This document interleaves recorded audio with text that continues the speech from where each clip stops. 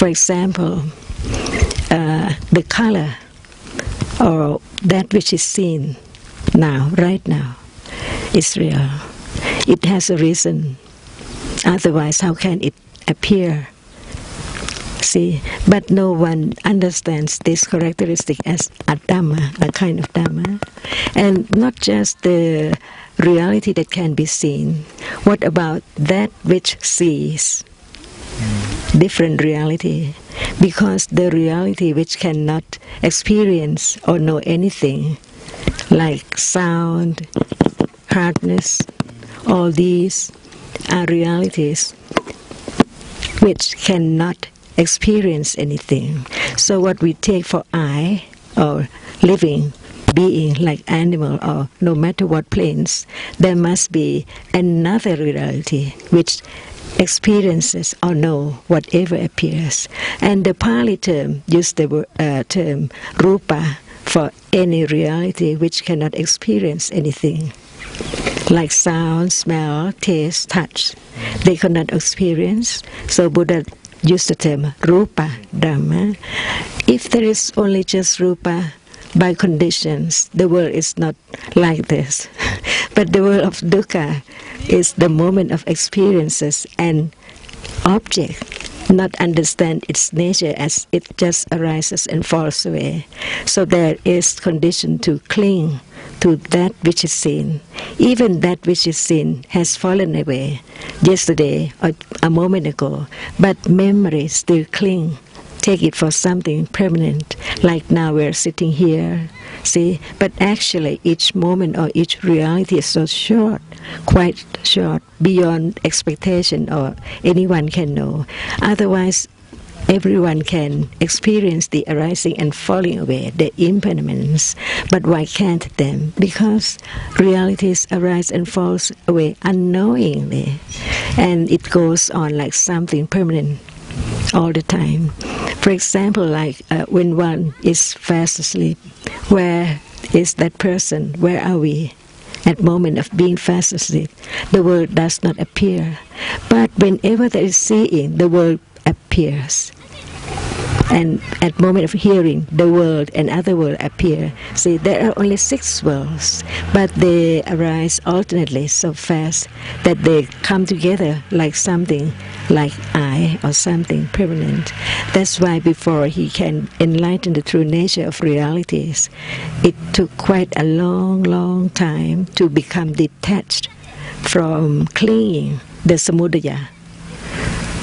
That should be eliminated until it's completely eradicated. Like the Four Noble Truths, if one has still cling to the result, the I wanting to experience or to have panya, it hinders, it closes the door, the path to become enlightened. Because even right now, who knows that realities arise and falls away? Those who have developed right understanding, until the attachment or the clinging to the objects is lesser and lesser and lesser. Nothing can hinder the true nature of the arising and falling away right now. So it's the matter of understanding from hearing, considering, and really understand what Dhamma is. Because most people think that it's in the book. Just talk about the Four Noble Truths or the Paticcasamuppada or Ayatana. But it's this moment, Ayatana. See, the Cakkupasada is the inner, and the visible object which is seen is the outer. Both are ayatana, cakkayatana and rupayatana. See, no one can condition seeing, because even seeing as ayatana is conditioned by many, many conditions. Without the previous moment, there can never be seeing. And when the object is pleasant, who condition the seeing to experience that? The kusala kamma which has done, no matter how long this life or other life, can condition seeing pleasant object when time comes only. But when it's not the time for the kusala vipaka, that person cannot see the pleasant object. So there are many, many conditions for anything to arise in split seconds. Each must be conditioned by not just single condition at all. By this way, one learns to understand the wisdom of Buddha and his compassion to teach the other to understand reality like him, because some has accumulation of saddha and panya to see the value of the understanding of the teaching. So it's just about any time, any moment. We never lost the Dhamma at all. Yeah, it's about just to eliminate lesser and lesser attachment to all objects which are experienced through the six doorways. Because there's attachment unknowingly all the time so fast. Like Buddha said that the rupa lasts for 17 moments of citta. The citta arises and falls away faster than a kalapa of rupa. So he said that one rupa lasts for 17 moments. The citta and cetasika arise together and falls away 17 times. One rupa arises. And now, at the moment of seeing and the moment of hearing cannot be simultaneously at the same time, because it's conditioned by different conditions. And the seeing consciousness without the eye base or eye sense, it's impossible to arise. But it seems like they arise together. So how fast 17 moments would be? Faster than we can imagine. And before one rupa has fallen away, attachment is there. Because it's not just one moment of seeing, there are the following cittas which experience the same object which hasn't fallen away yet. And it's time for akusala to arise before one tiny slupa, karapa, fall away. So each day the akusala is accumulated from moment of seeing, hearing, smelling, tasting, touching, and thinking all day. And how many days from birth? And how many would be before death? See? So it's only the teaching of Buddha which can help people to understand, but actually one clings to that which arises and falls away. Like the bare hand, when it's like this, we think that we cling. Something is here inside, but actually there's nothing. Yeah, it's like each moment, previous moment's gone. See? So it cannot be I or anyone at all. All namas and rupas, all conditioned realities. So one cannot expect how long one will take to develop right understanding.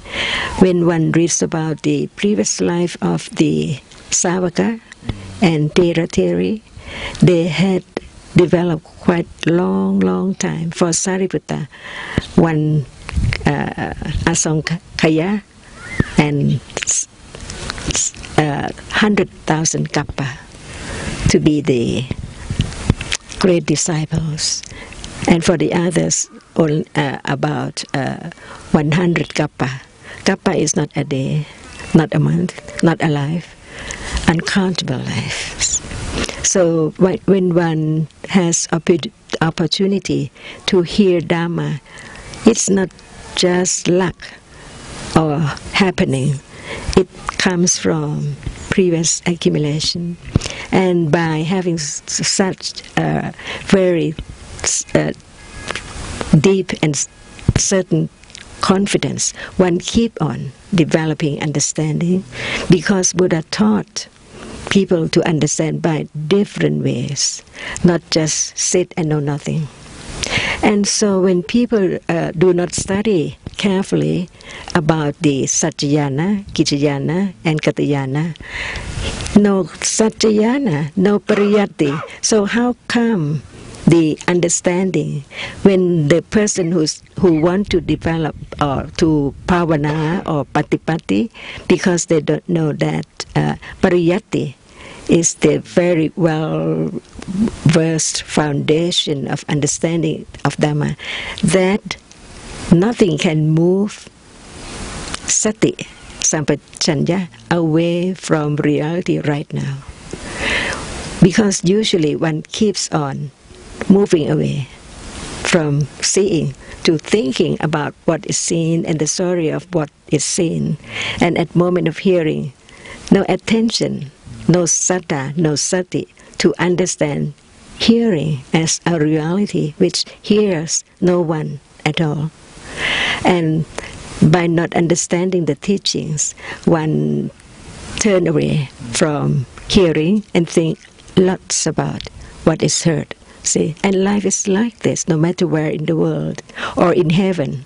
When one hasn't listened to the teachings yet, how can one know about reality right now as the teachings of the Buddha, the enlightened one? He kept on teaching and teaching from the early time of his enlightenment until nearly at his death, just to help people to see the value of understanding in order to have less and less attachment. Otherwise, there can never be a moment of experiencing Nibbana at all. Not knowing reality right now as just conditioned reality, no self, the idea of I will develop or I will do something or patipatti in order to gain Nibbana is useless. No understanding, because it's no one who experiences Nibbana. They highly developed Panya, which can understand realities at any time by listening, considering, which can be conditioned for direct awareness. Because now seeing is this moment is not the previous one, and the next one of the previous moment is the present one, and then this one is past again. See, yeah. So it's so precious to understand the depth of the teaching and really seeing Buddha when one understands his teaching. Otherwise, it's just a statue only. But the teaching is not the statue, and he didn't ask anyone to be the teacher because he had taught everything so well. Each word is truth, like Dhamma. In Thailand, some people take time going north, west, south to look for Dhamma. But when anyone understands what Dhamma is, one doesn't have to go anywhere because any moment is Dhamma. So it depends on understanding from hearing and considering as pariyatti, which can condition patipatti, which the Thai use the term patibat. Patipatti means that which reaches reality with right understanding from pariyatti. Without hearing and considering as pariyatti, no conditions for direct awareness to begin to understand reality, which is so very deep. For example, who can think about that which is eye base or eye sense as ayatana at moment of seeing? See, at this moment, what is seen is ayatana, and seeing itself, the manayatana, and the pasatharupa is chakayatana, and cetasikas, which arise with the seeing, is dhammayatana. All four have to be presented at that moment, or now at this moment. See? So people just read about ayatana and can remember the 6 and the 12, but not knowing ayatana right now. Yes, the living one, the real one, not the past one. So by understanding ayatana at moment of experiencing anything, it is ayatana right then. And not just one ayatana, not just only the inner, and the outer, but Chitta, Cetasika and Rupa, right then. All are conditioned just to condition one moment of seeing, that which arise and fall away. No matter what we take for a permanent thing, okay? Because sanya, memory. And in Tipitaka it says about the nimitta of the five khandas. Okay?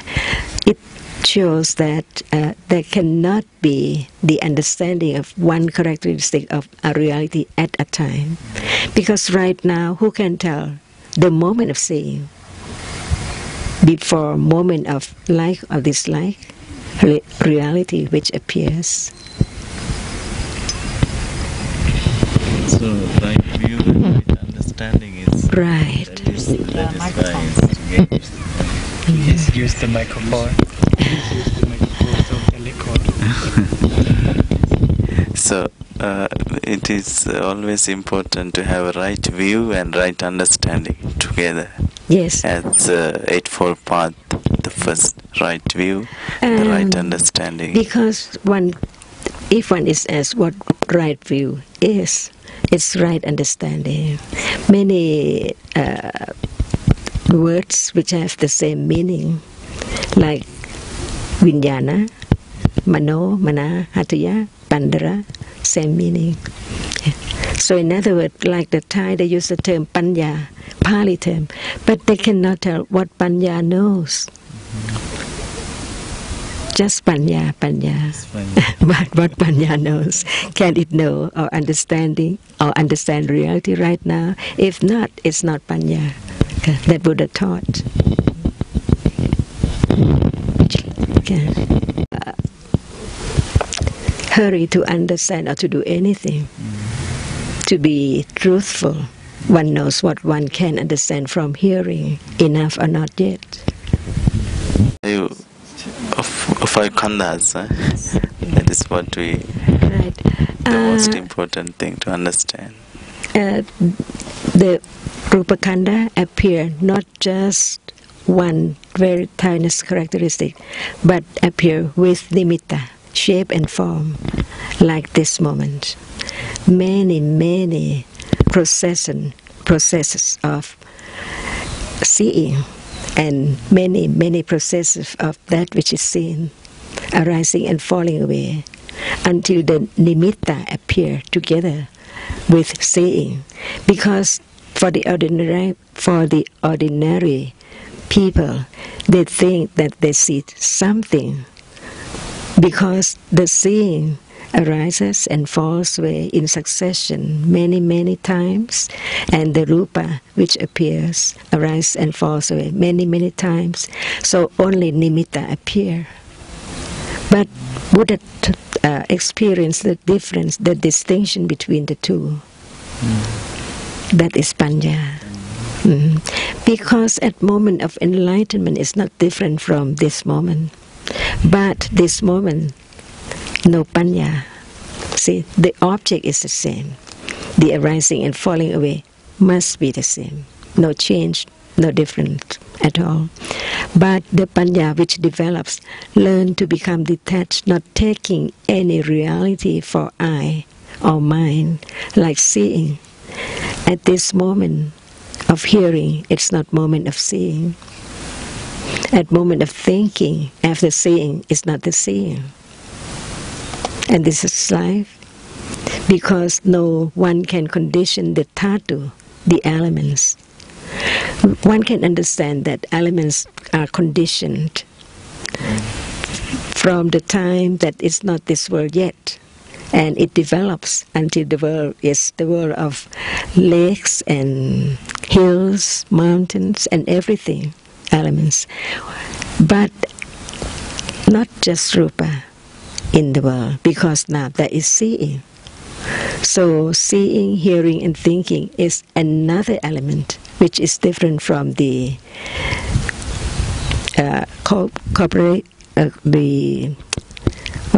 physical elements, because one cannot experience anything, but the other whenever it arises, it has to experience. By conditions, when time comes, like the rupa, when time comes, it begins to be lake and mountain and so on.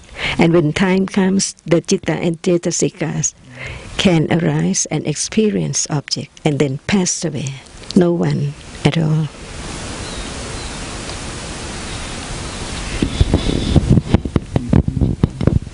The best way of the meditation and breathing,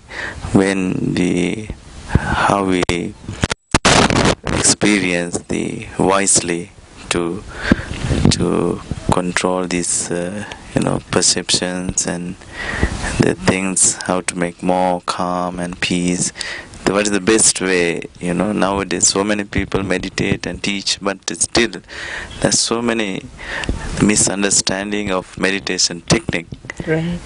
There are so many misinterpretation and misguidance. So what is the best way, as you experience, to give us some kind of guidance that yes. Mom ka, would like to hear your opinion.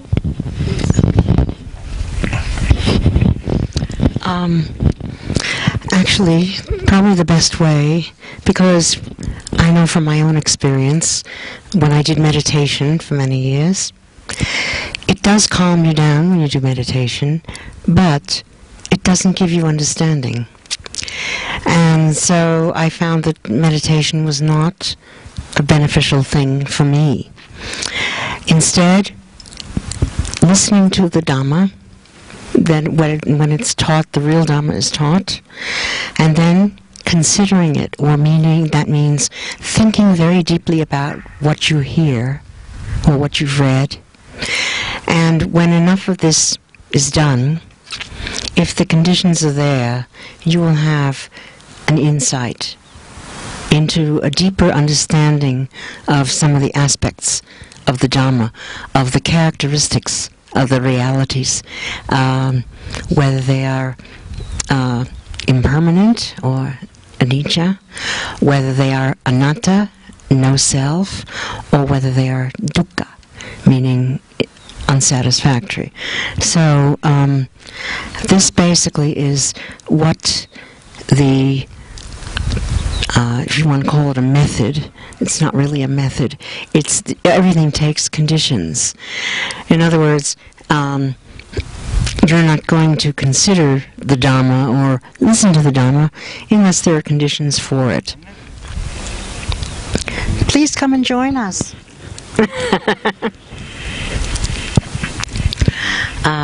Unless there are conditions for it to occur.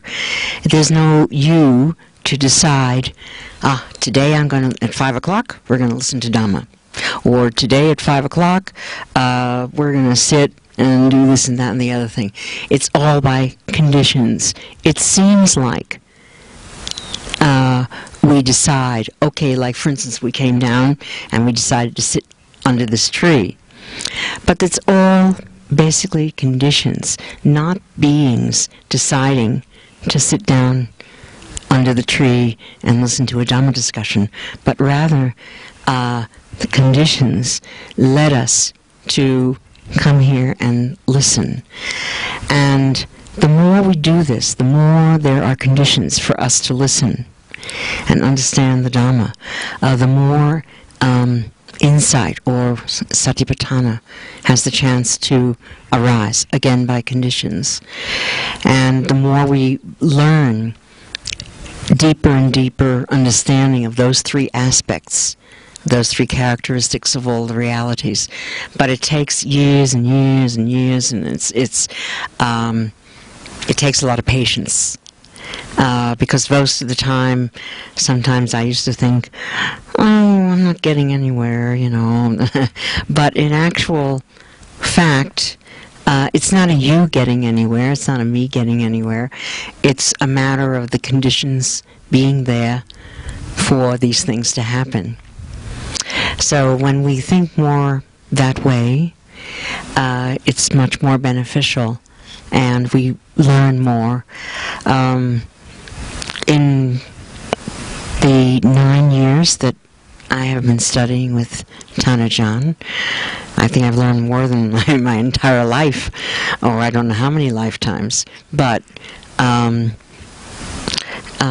it's also an individual learning, because each of us comes with all kinds of accumulations of the actions we performed in our past lives. So the accumulations are the result, or the residue of the actions that you performed in past lives. And so that will determine what kind of actions will be taken in this life. You may have accumulations, inclinations to do X or Y or Z, whatever it is, so that it's determined from your accumulations from past lives as well. Every second, new accumulations are being accumulated, because we're constantly doing actions, karmic actions. Everything we do practically is a karmic action, okay, as opposed to a karmic result. And so all this is very, very complicated, but when we stop and think about it, it all makes very tremendous sense, and it all fits together. That there's nothing so this is why when you ask about what is the type of meditation you should be doing, it's not so much the type of meditation that you should be doing as it is reading and considering the Dhamma, and when the conditions are right, the understanding will arise. And I know that from my own experience that's the case. And when the Buddha said, "Ehipassiko," check it out, and check it out for yourself to see whether I'm teaching you the truth or not. And when you do that, you find out for yourself that yes, it is the truth. And so you don't have to sit in a retreat for 20,000 hours a day and sit meditation for concentrating on your breath for 10 hours a day or whatever. Because in real life, nobody sits 10 hours a day all day long. Because we live in regular life every day with other people. There are some people who choose, or they think they choose, because they have the accumulations to go and live alone, and they can sit meditation all day long. And that's okay, as long as they're doing it with the understanding that it's conditions that bring them to doing that thing. And basically it's conditions that brought us all here, and conditions that will determine whether we listen further, whether we can understand further, and go on. And there has to be, I guess, a little bit of faith, saddha, it's called, that's going to happen. But you test it out and see for yourself, and you'll see for yourself. Anyone would like to meditate, not understanding reality right now, or just want to hear the words from Buddha and understand what he taught about reality? Because reality must appear by conditions, from life to life, from this moment to other moment, never lost. It depends on understanding. Like now, anyone would like to meditate or would like to understand? Because actually, the pariyatti comes first to condition the patipatti, and without patipatti, there can never be pativeda at all. Pativeda means the insight, the true nature of reality, which one has learned, like the arising and falling away, no self, no one at all. Okay, now, There is seeing. Who knows that it's not self? Who knows that it's only an element which is conditioned to see and then falls away instantly? The seeing cannot think. The seeing itself cannot like or dislike. That's why one should understand one word from the very beginning. Dhamma and Nama Dhamma and Rupa Dhamma. Otherwise we'll mix and we'll think that all of them cannot be known, cannot be proven. But actually, when one learns and be truthful to understand the teaching respectfully, so one never lost by doing something which does not understand what the Buddha taught about this moment at all. Anatta, see, when realities are not self, why one choose to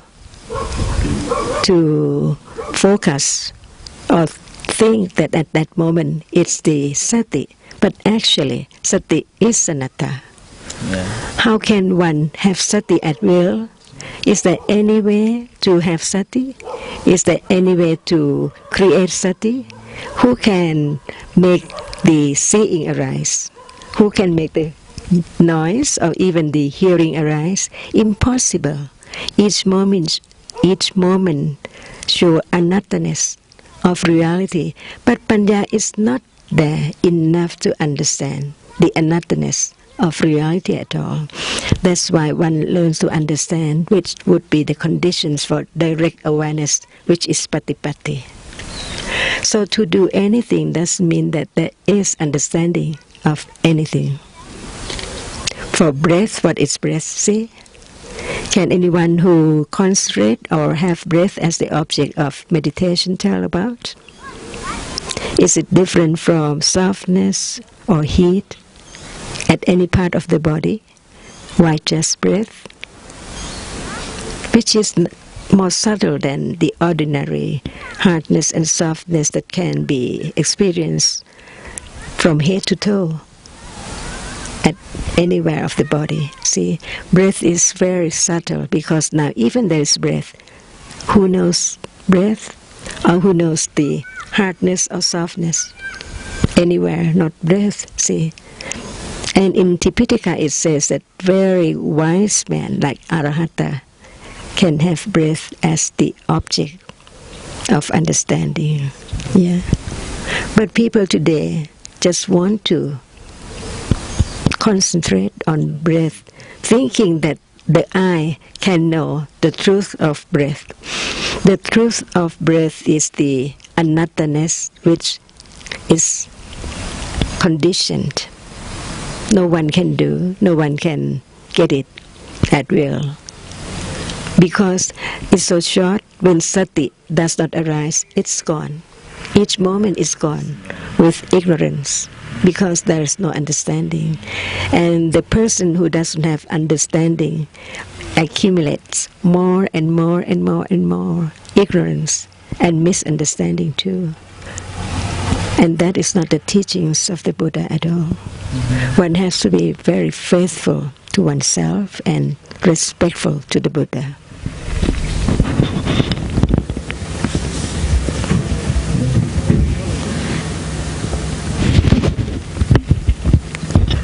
Instead of wanting to meditate, I would like to know what meditation is.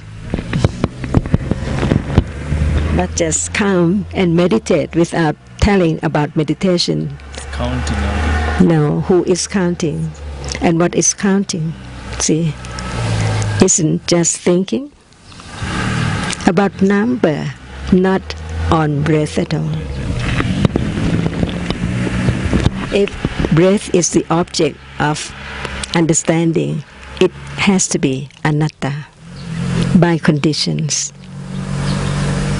Not anyone tries to have it as object at all. Like now, we have different objects depending on each accumulation. At moment of seeing, there can be moment of hearing. Different people experience different objects. No rules at all. no time to begin to try to know. And why try? Because Vayamo is right effort. See? It's right when it accompanies right understanding. Even Sati is right when it accompanies right understanding. That's why there's not just the right Eightfold Path, but there also is right, wrong Eightfold Path. Excuse me, wrong Eightfold Path. Wrong views, right. Okay.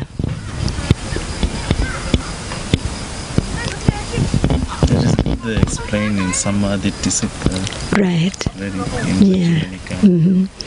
And when there is right understanding, it conforms with every word of the teachings, like anatthaness.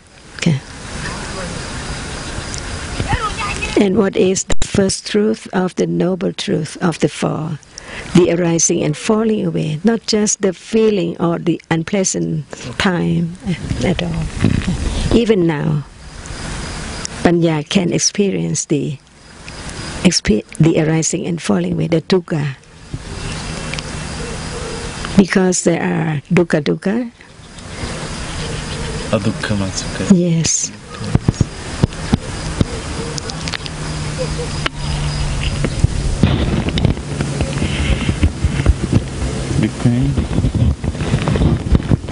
Lifelong study, because Buddha taught for 45 years, not just 10 minutes or 1 hour.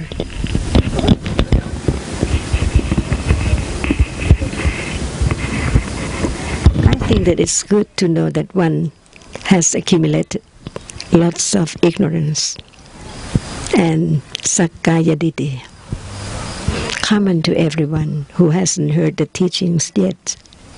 Sakkaya.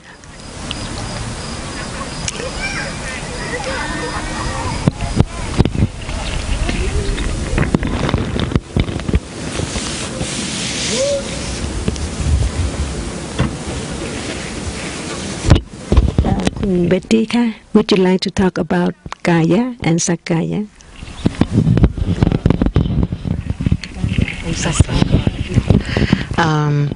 The Kaya, the body, we think that there's a body here. Because we think we see a body when we look at somebody else, or we look at in the mirror, we see a body. But no matter how much we look, we can never see a whole body. You never see the back. You know, if you're looking at the front, you don't see the back. You don't see a whole body. Okay? But what the body really is, when we're seeing, is just visible object. And that's all it is. Because there's no body. So but there is something there.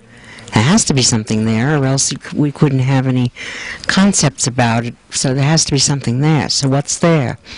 Well, we have rupa, which is materiality, and we have nama, which is mentality, and these two parts work together so that sense objects, are realized through the sense doors.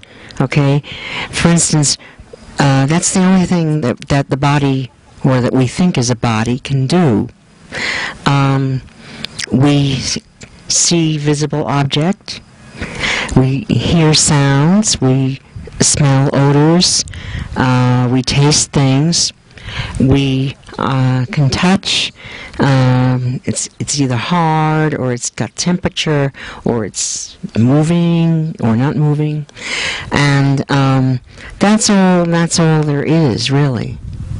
But because of memory and because of feeling, we think, I look at, see, that's Chanajan. Okay, memory tells me that that's Chanajan, because the mind door has created an image with shape and form. Okay, that you know.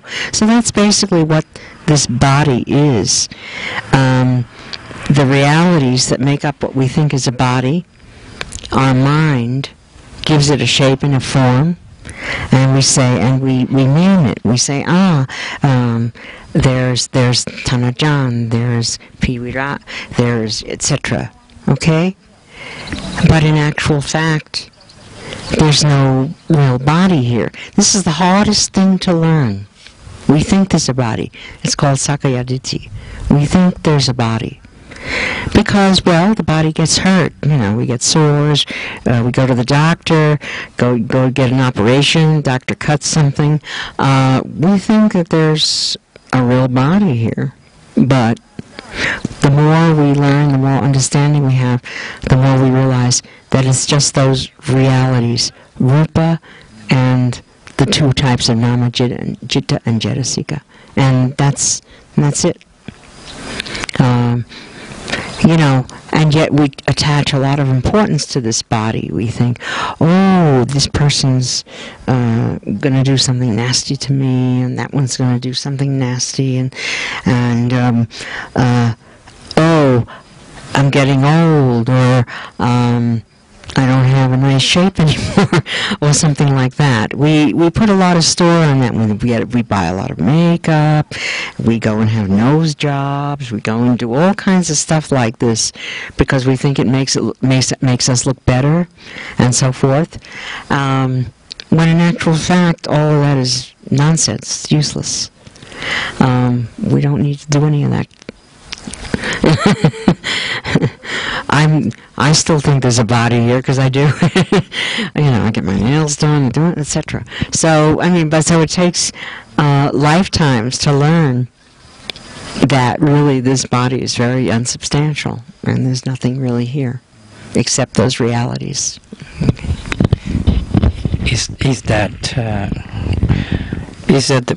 if the people try to understand the conditions of breathing, like if he wish to know the touching by, well, the flow of the air by the nose, anything that is warm, or watching that is warm, or watching that is soft or not hardness, is that touching to the body or sakayatiti? But that's all it is. It's just hardness and warm and soft and all that. If we try to think that it is hardness, it is warm, or it is warm, is that if one try to think that this is concentrating on the breathing, that this is warm, it is flowing, and is that sakayatiti or not? It's still, I think it's still sakayatiti because you're trying to do it. Yeah, you're trying to say, okay, now I'm going to sit and concentrate on say the breath, or I'm going to try and concentrate on coldness hitting the body, or whatever, or warmth. Oh yeah, it's warm today, so I'm gonna sit and concentrate on the heat making me sweat, or something. Or even just breathing. I'm gonna sit and concentrate on breathing, because there's no you to sit and concentrate. There's conditions, so you can't. You can try and say. Some people will say, okay, today I'm going to meditate for 4 hours or whatever. But there's a misunderstanding there because you're going under the assumption that there's a body who can sit and meditate. A person who can sit and meditate, when in actual fact there's no person to sit and meditate. Whoops, it's raining. See? We have realities coming down on us all the time. Now we got rain. And what do we feel? What is the reality of the rain? It's cold, it's moving, it's soft. Those are the realities of the rain. And that's it. But our mind says, rain, we remember that, rain. So we think it's rain, of the raindrops and all this kind of thing.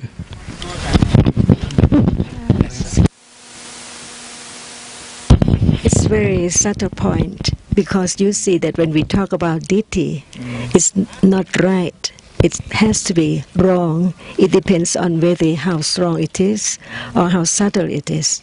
Usually the Sakayatiti is very common for everyone, but it does mean that anytime at one know what is Sakayatiti. It depends on whether it's the moment after seeing and the citta which follows. Remember the characteristic and knows that what is it, like Buddha knows Sariputta and Buddha knows Mokkharana and so forth. It's not Titi or Sakaya Titi. But for those who do not understand